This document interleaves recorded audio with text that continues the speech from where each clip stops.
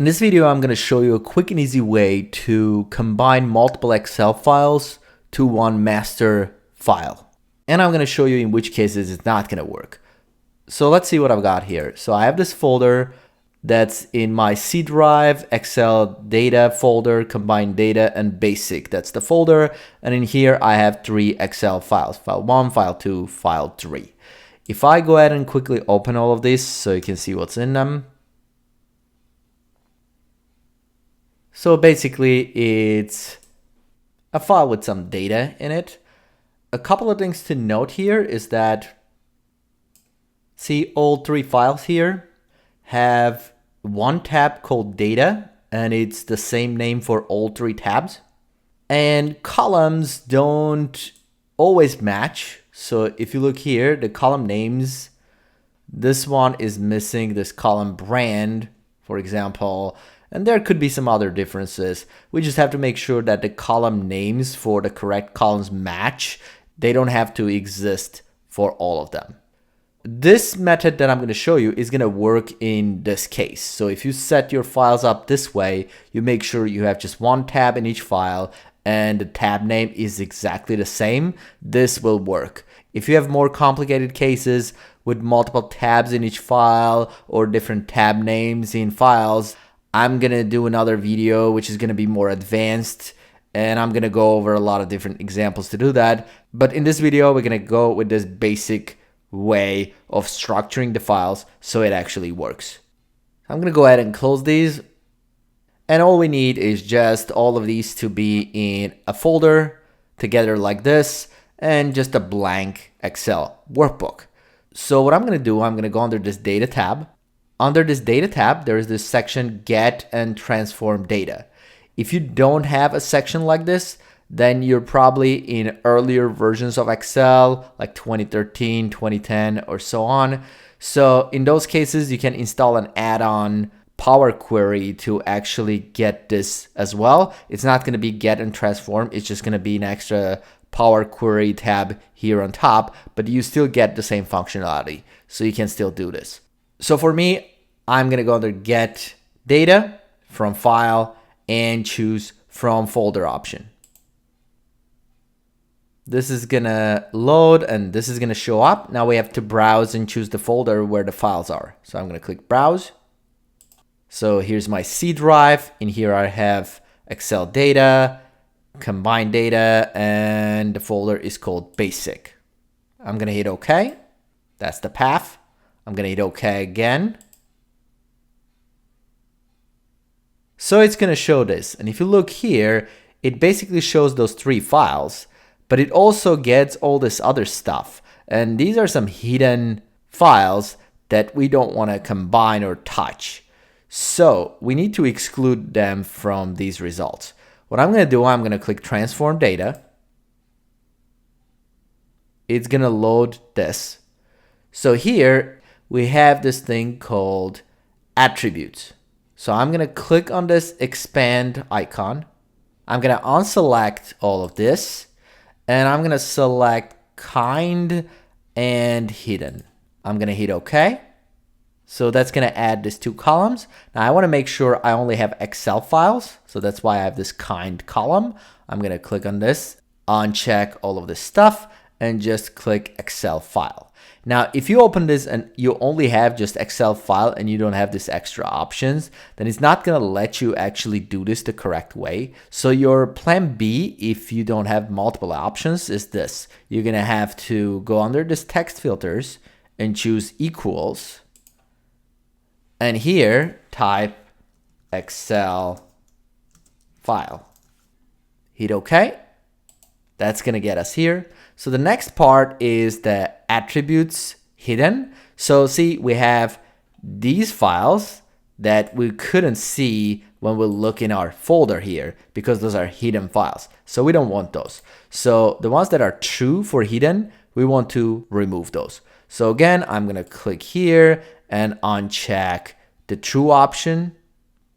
And again, if you can select multiples, then you're going to do that same. So you go here and do basically equals and then do false. That's what you're going to do. I'm going to hit OK. That works for me. So now I have the 3 files that I actually need to work with. File 1, file 2, file 3. So what I'm going to do here, I'm going to simply just select this first 2 columns by pressing Control and selecting the second one. And then I'm going to right click and remove other columns.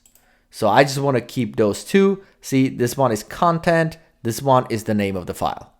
That's good. I'm going to go ahead and click on this expand for content column.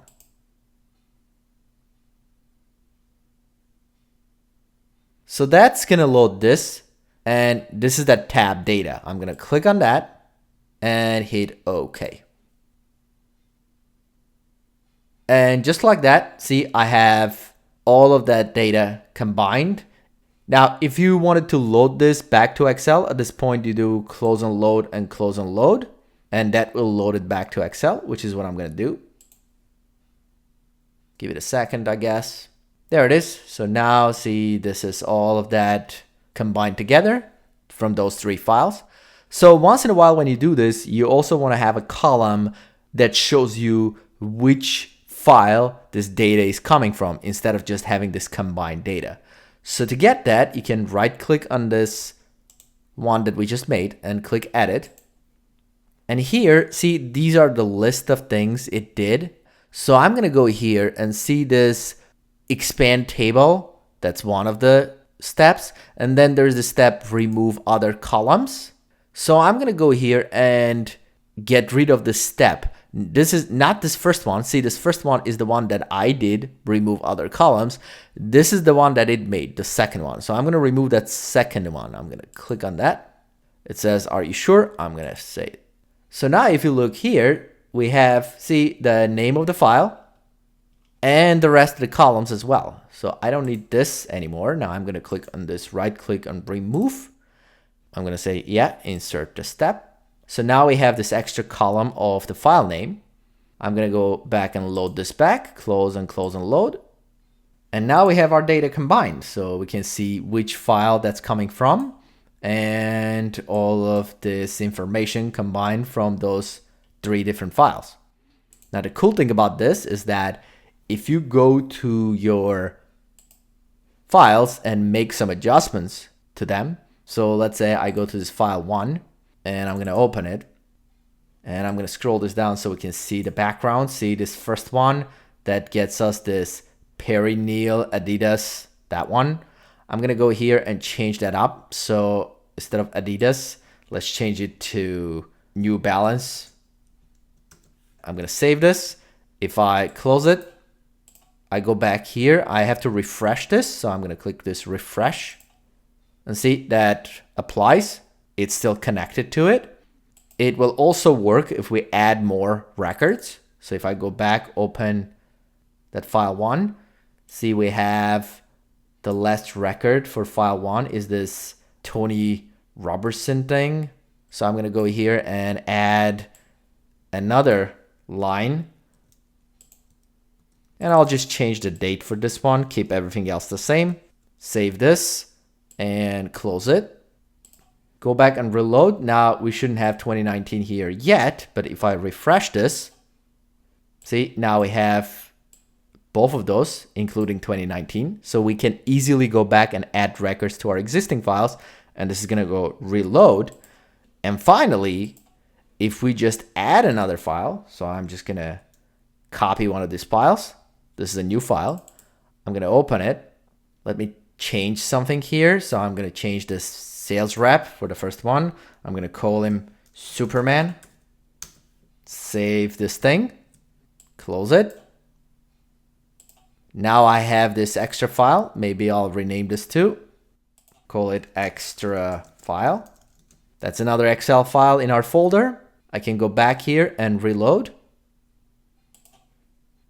There it is. Now we'll load that one too. It combines it automatically without having to do anything else. Just refresh.